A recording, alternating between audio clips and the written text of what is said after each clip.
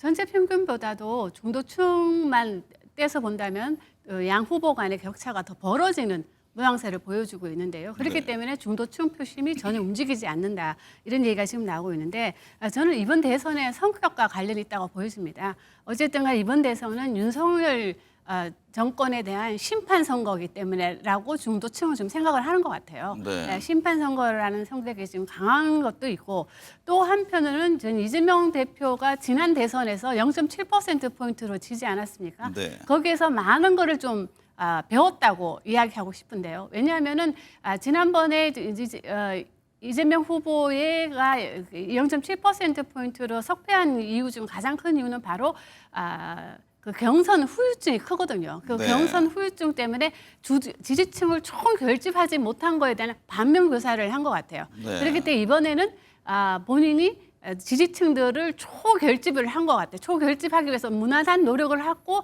그리고 난 뒤에 이재명 후보는 중도로 외연을 확장을 했거든요. 근데 만일에 지지층이 초결집이 되지 않은 상태에서 중도로 외연 확장을 했다면 상당히 밸런스가 안 맞을 뻔했는데 네. 지지층을 초결집시킨 상태에서 중도로 외연을 확장하다 보니까 이것이 전 중도층에다 상당히 표심에 영향을 준 걸로 보여집니다. 이번 윤석열 전 대통령의 국민의힘 탈당이 어떤 영향을 미칠 것으로 보세요? 영향을 미치죠. 긍정적으로. 그러니까 조금이라도. 그러니까 탈당을 하는 게 안 하는 것보다는 중도층에는 더 긍정적으로 평가가 되거든요. 그러니까 이제 그 정도가 어느 정도가 되는지 하는 것이죠. 우리가 선거에서 어떤 지지층들이 움직일 때 그것을 방아쇠 효과, 트리거 이펙트라는 얘기를 합니다. 그런데 그 정도가 조금이냐, 크냐, 중간이냐. 그래도 조금은 긍정적인 영향을 있겠죠. 안 하는 것보다는. 배 소장님, 갤럽, NBS, 리얼미터 등 조사에서 이재명 민주당 후보 지지율이 김문수 후보, 이준석 후보 지지율 합한 것보다 높은 흐름이 이어지고 있습니다. 갤럽과 리얼미터 여론조사 곳에서는 이재명 후보 지지율이 50%를 넘기도 했는데요. 과반을 넘긴 지지율 어떤 의미가 있는 겁니까? 대세론이죠. 그리고 계속해서 외연 확장을 하고 있는 것 자체가 또 높은 지지율로 연결됐다고 볼 수 있는 것이고 상대적으로 국민의힘 경우에는 중도층이 흡수되지 않고 있는 것, 탄핵의 여파로 볼 수 있는 것이고요. 또 하나가 이제 내부 혼란이겠죠. 바로 이 부분이 추가적으로 더 지지층들이 결집하지 않는 원인이 될 수 있고요. 또 하나가 보통 이제 이런 50% 넘는 지지율을 위협할 수 있는 것이 제3 후보가 될 수 있는데 이번 경우에는 이준석 후보가 상당히 큰 관심을 모으고는 있지만 네. 그럼에도 불구하고 지지율에서는 아직까지는 제한적인 제3자 후보로 볼 수 있겠습니다. 김명수 소장님, 일부 조사에서 이재명 민주당 후보의 지지율이 과반을 넘는 모습인데요. 이게 1987년 이후 대선 직전 지지율로는 역대 최고치라면서요. 네, 그렇습니다. 지금 말씀하신 대로 1987년 이후로는 총 8차례 대선이 있었는데요. 이렇게 이제 갤럽 조사만 보더라도 과반이 넘는 조사가 이제까지 나온 적이 한 번도 없고요. 이번이 처음입니다. 왜 이렇게 이재명 후보 지지율이 이렇게 50%를 넘기는가를 좀 보면요. 전 지역, 특히 TK, PK에서 상당히 약진하고 있고요. 네. 그리고 연령층을 보더라도 그동안 상당히 낮은 지지율을 보여줬던 70세 이상에서도 상당히 약진하는 모양새를 보이고 있기 때문에 전 지역, 전 연령층에서 골고루 지지를 받고 있기 때문에 이런 과반을 넘기는 지지율을 역대 최고치를 기록하는 것이 아닌가 싶습니다. 배 소장님, 대선이 16일 남았는데요. 지지율 고착 구간이 다가오는 이게 시기다 이런 얘기가 있던데 지지율 고착 구간에서 지지율 변화가 거의 나타나지 않는 걸 말하는 건가요? 그렇죠. 이제 특별한 변수가 없다고 볼 수 있는데 많은 분들이 궁금한 게 유권자는 언제 누구에게 투표할 것을 결정하는 것인데 보통 100일 전에 이미 50% 이상 유권자는 다 결정이 돼 있습니다. 네. 그리고 30일 전에는 전체의 80% 이상, 지금 한 20%가 남아있다고 봐야 될 텐데 그중에서는 뭐 투표장에 갈 사람 또 안 갈 사람도 나눠져 있고 1차 TV 토론 오늘 저녁입니다. 토론 이후에 21일 정도에 발표되는 지지율에 큰 변화가 없다면 보통의 역대 대선을 보더라도 그대로 가는 경우가 많을 것으로 보입니다. 김명수 의원님, 역대 대선을 보면 공식 선거운동 기간 중에 역전한 사례가 없다고 하던데요. 대선 지지율의 경우 뭐 단기간에 급변하는 경우 이게 쉽지 않은 건가요? 네, 쉽지 않습니다. 그리고 이제까지 한 번도 이 격차는 1, 2와 2위 간의 격차는 줄어드는 경우가 있었지만 1, 2위가 바뀌는 경우는 거의 없었습니다. 그렇기 때문에 이번에도 단기간에 급변할 리스크가 생기지 않는 이상은 그대로 가는 것이 아닌가 이런 얘기가 나오고 있는데요. 또 한 가지 문제가 뭐냐면 선거 일주일 전부터는 깜깜이 기간으로 들어가게 됩니다. 그렇다면 발표되는 조사는 다음 주면 이제 끝이기 때문에 그런 걸 감안해 봤을 때 역전 사례가 이제까지는 없었던 것이 아닌가 싶습니다. 배 소장님, 미디어토마토 조사에 따르면 응답자 10명 중에 6명이 이재명 후보 당선을 예상했는데요. 대선 이제 얼마 남지 않았는데 지금의 1강 1중 일약구도 흐름 이어집니까? 그러니까 중요한 것이 별다른 변수가 없으면 이어질 가능성이 높다고 봐야 되겠죠. 우리가 이런 여론조사 결과에서 대선 국면에서 특히 중요한 것은 전체 결과가 일단 중요합니다. 그런데 또 하나 중요한 것은 중도의 결과입니다. 중도가 얼마만큼 경쟁을 벌이고 있느냐 아니냐는 문제. 자, 화면을 한번 보시면 이건 당선 가능성이에요. 당선 가능성은 지지 여부와는 상관없이 누가 당선될 것으로 보입니까 하는 것인데 이게 말하자면 내가 지지하지 않더라도 그래 내 후보가 당선될 것 같아 아니야 이 부분인데 이 결과를 화면에 지금 보시면은 이준석 후보의 경우에는 여론조사 결과와도 다르게 한참 3.3%가 나옵니다. 이게 이제 바로 당선 가능성의 지표가 주는 무게감인데 반면에 이제 이재명 후보는 여론조사의 결과보다도 당선 가능성이 더 높게 나오거든요. 네. 자, 김문수 후보의 과제는 이 부분이에요. 적어도 역대 대선을 볼 때 우리가 매트릭스 분석을 해보면 이 당선 가능성을 15% 이내로 줄일 수 있느냐. 김문수 후보가, 이휘 후보가. 이 점이 왜냐하면은 지지하는 사람 플러스 다른 사람들까지도 투표를 할 수 있게끔 동기부여가 되거든요. 그러니까 당선 가능성이 높지 않으면 그래 이번 대선은 이번 선거는 어렵겠네. 이런 어떤 인식이 퍼질 수 있기 때문에 당선 가능성을 높이는 것이 김문수 후보로서는 전체 결과도 중요하지만 매우 중요하다는 말씀드립니다.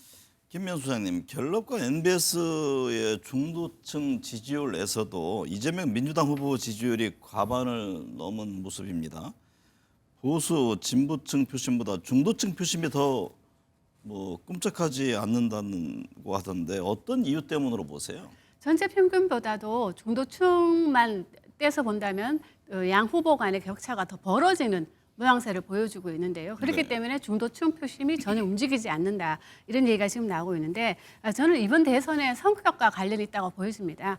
어쨌든 간 이번 대선은 윤석열 정권에 대한 심판 선거이기 때문에라고 중도층은 좀 생각을 하는 것 같아요. 네. 심판 선거라는 성격이 지금 강한 것도 있고 또 한편으로는 전 이재명 대표가 지난 대선에서 0.7%포인트로 지지 않았습니까? 네. 거기에서 많은 거를 좀 배웠다고 이야기하고 싶은데요. 왜냐하면은 지난번에 이재명 후보가 0.7%포인트로 석패한 이유 중 가장 큰 이유는 바로 그 경선 후유증이 크거든요. 그 네. 경선 후유증 때문에 지지층을 총결집하지 못한 거에 대한 반면교사를 한 것 같아요. 네. 그렇기 때문에 이번에는 본인이 지지층들을 초결집을 한 것 같아요. 초결집하기 위해서 무난한 노력을 하고 그리고 난 뒤에 이재명 후보는 중도로 외연을 확장을 했거든요. 근데 만일에 지지층이 초결집이 되지 않은 상태에서 중도로 외연 확장을 했다면 상당히 밸런스가 안 맞을 뻔했는데 네.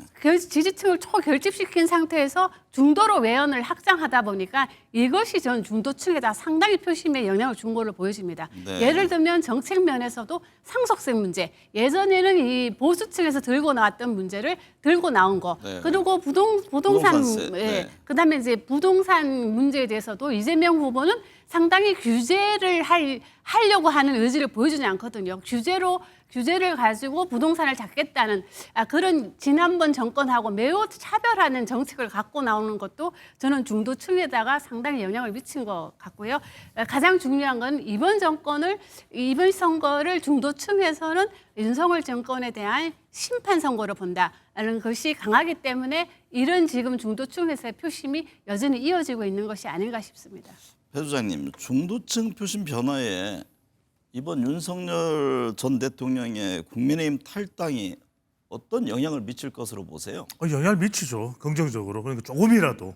그러니까 탈당을 하는 게 안 하는 것보다는 중도층에는 더 긍정적으로 평가가 되거든요. 그러니까 이제 그 정도가 어느 정도가 되는지 하는 것이죠. 우리가 선거에서 어떤 지지층들이 움직일 때 그것을 방아쇠 효과, 트리거 이펙트라는 얘기를 합니다. 근데 그 정도가 조금이냐, 크냐, 중간이냐. 그래도 조금은 긍정적인 영향을 있겠죠. 안 하는 것보다는. 그럼 안 하고 계속 윤석열 전 대통령이 난 안 해. 이러고 있는 것은 있는 상태라면 중도층은 거의 흡수가 안 될 겁니다. 1%도 2%도. 저는 그런 의미에서는 적어도 김문수 후보가 조금 무게를 들 수 있는 그런 탄핵 찬반에 대한 논란도 있지 않습니까? 그래서 한동훈 전 대표도 이제는 유세에 참여한다고 이야기를 하는 것이고 경우에 따라서는 한덕수 전 총리도 참여 가능성도 점쳐질 수 있는 것이고 그런 면에서는 뭐 이제 정도의 차이가 있는 것이지만 조금이라도 중도에는 도움이 될 수 있는 결정으로 보입니다. 김명수 소장님, 이재명 민주당 후보가 보수 텃밭인 영남권, 뭐 대구, 경북, 부산, 경남 지역에서도 선전하고 있는 그 지표가 나오고 있다고 하는데요. 이 후보 이번 대선에서 대구, 경북 30%, 부산, 경남 40% 득표 목표를 설정했다고 하는데요. 이 달성할 수 있을 것으로 보십니까? 지금 아마도 CG가 나올 것 같은데요. 네. 갤럽 조사에서 보면 이미 TK 지역에서 34% 그리고 PK 지역에서는 41%로 1위를 기록하는 걸로 나타나고 있습니다. 네. 이 조사 결과만 본다면 뭐 불가능한 목표는 아니라고 보여지고 있는데요. 민주당 입장에서는 TK에서 만일에 마의 30%라고 부르는 게 한 번도 어떤 후보도 30% 이상을 돌파해 본 적이 없는 지역입니다. 그렇기 때문에 이번에 이재명 후보가 돌파를 한다면 상당히 저는 민주당 입장에서는 고무적이라고 생각이 드는데요. 저는 뭐 불가능하진 않다. 왜냐하면 지난번 TK 지역에서는 이재명 후보가 23%를 기록을 했고 PK에서는 약 38%를 기록한 걸로 기억하고 있는데요. 네. 그런 관점에서 본다면 이재명 대표의 이 영남권에서 마의 30% 벽을 넘는 거 그리고 PK 지역에서 1위 달성 불가능해 보이지는 않지만 지금 말씀하신 대로 아까 그 윤석열 전 대통령의 탈당 여부가 가연 중도층 표심에도 영향을 미쳐서 이쪽 지역에서 특히 보수층의 전통적인 텃밭에서 이 지지층이 초결집할 수 있는 모양새를 이끌어낼 수 있겠는가 하는 부분에 대해서는 저는 약간 부정적입니다. 네. 배 수장님, 김재원, 김문수 국민의힘 후보 측 네. 비서실장도 이제 방금 말씀하신 거 영남권에서 이 같은 흐름은 뼈 아프다 그러면서 대구 경북에서 투표율 80%를 얻어내지 못하면 난관에 봉착할 가능성이 있다라고 우려했습니다. 어떻게 보세요? 지금 국민의힘 대구 경북 상당히 집중하는 그런 모습도 보여지던데 그렇습니다. 이게 집안 변화가 단속을 있을까요? 위해서 서문시장을 두 번이나 찾아서 봐야 되겠죠. 말 그대로 TK 지역에서는 왁을 하노, 그 다음에 부산의 자갈치 시장에서는 왁을 하는데 현상으로 봐야 되겠죠. 그러니까 네. 이게 자초된 것은 결국 보수 국민의힘으로부터 원인이 유발된 것입니다. 그러니까 윤석열 전 대통령의 비상계엄 이후에 탄핵 여파 그리고 당내 경선 이후에 단일화 과정에서의 파장 이런 것 자체가 TK 사람들이 이해를 못하는 거죠. 네. 정말 뭉쳐서 싸워도 안 될 텐데 와그라노. 반면에 이제 이재명 후보는 고향이 뭐 안동이기도 하지만 이른바 동진 전략을 취하는 것이죠. 특히 TK에서 30% 이상을 득표를 하기만 한다면 2012년 대선에서 박근혜 후보가 얻어냈던 51.5%, 51.6%를 뛰어넘을 수 있다. 그러면 이제 87년 직선제 개헌 이후엔 역대 최다 득표가 되는 것이거든요. 이제 국정 운영의 동력도 살릴 수 있고 결과적으로는 이런 것들이 대구 또 PK에서도 상징적인 두 인물 아니겠습니까? 홍준표, 김상욱 파장 이런 부분들이 영향을 준 것이고 자 이런 질문들을 많이 하실 거예요. 그러면 김문수 후보가 TK, PK의 결집력을 높일 수 있는 방법은 뭐냐? 결국 전체 경쟁력을 높여야 됩니다. 네. 이번 대회에서는 제가 이게 시사 스페셜에 나와서도 계속 말씀드립니다만 경기다 경기도 대선이거든요. 전부 지금 3명의 후보 유력 아니고 3명의 후보들이 다 경기도와 관련돼 있다면 결국 경기도에서 경쟁력을 얼마나 끌어올려야 이길 가능성에 대한 부분이 그래도 조금이라도 높아질 수가 있고 그 부분에 대해서 TK, PK 유권자들이 보수 유권자들이 그래 그럼 투표소로 갈 거야 또는 득표에 좀 힘을 실어줄 거야 이러면서 김문수 후보가 회복이 가능한데 과연 그럴지는 지켜봐야 되겠죠. NBS 조사를 보면 이재명 민주당 후보 호감도가 올랐습니다. 이 후보의 호감도가 상승한 배경은 뭡니까? 그래서 이번 주에 나온 조사를 보니까 그 호감도가 50% 가반을 달성을 했더라고요. 네. 근데 직전 조사보다 약 한 7%포인트 상승한 것으로 보여지고 있는데요. 그런 관점에서 본다면 아마도 더 이 호감도 조사를 하는 게 이 호감도에 의해서 지지율이 더 상승할 수 있느냐 없느냐를 보는 아주 중요한 지표이기도 합니다. 네. 그런 관점에서 본다면 지지율이 좀 상승할 수 있지 않을까 보여지고 있는데요. 이런 식으로 대선 그 호감도가 상승한 이후에는 바로 아까 전에 제가 말씀드린 것처럼 중도층으로 외연 확장 그리고 좀 실용적인 정책 이런 것이 지금 중도층에 상당히 표심에 영향을 주고 있고 특히 이제 그 국민의힘을 탈당하고 지금 뭐 국회의원이 또 입당하지 않았습니까? 네. 그리고 또 시사평론가로 유명한 분도 또 지지 선언을 하고 이 모든 것이 저는 호감도 상승에 영향을 주는 거라 보여집니다. 배 주장님, 이준석 개혁신당 후보가 일주일째 10% 벽을 넘지 못하는 모습입니다. 김문수 국민의힘 후보에게 등 돌린 보수층 표심을 흡수하지 못하고 있는 건지 이준석 후보 지지율이 크게 움직이지 않고 있는 배경은 어떤 겁니까? 일단은 우리가 이걸 이해를 해야 됩니다. 중요한 것은 이번 대선의 구도, 선거는 구도, 이슈, 인물 아니겠습니까? 일단 구도 자체가 양강 구도예요. 하지만 이제 양강 구도 쪽에서도 민주당 쪽으로 좀 쏠려 있는 그런 구도인 거죠. 그런 데서 보수 성향이 있는 제3자 후보는 제한적일 수밖에 없다는 것. 두 번째로는 이제 이슈적인 측면도 있습니다. 좀 더 파격적이에요. 그러면 적어도 이준석 후보, 준스톤에 대해서는 관심을 가질 수밖에 없네. 그래 이 사람이야 하는 정도가 나와야 되는데 공수처 폐지 또는 여성가족부 폐지 이건 식상한 거죠. 네. 굉장한 자산입니다. 분명히 준스톤은 경쟁력도 있고 하지만 지금의 구도에서 적어도 이슈로 밀어붙여야 되고 세 번째는 이제 인물인데 이재명 후보는 이재명 후보로서 강력한 파괴력을 가지고 있어요. 김문수 후보는 김문수 후보대로 파괴력도 있지만 플러스 되는 또 요인들도 있습니다. 국민의힘이라고 하는 당. 그런데 지금 개혁신당이라고 하는 정당의 파괴력이 크지 않은 가운데 인물로 볼 때 거의 근데 이준석 후보의 솔로 캠페인이라 다름없거든요. 그렇다면 관심은 많지만 정작 투표를 하겠다는 사람은 결국 이런 구도와 이슈와 인물에서는 제한적일 수밖에 없는 것이죠.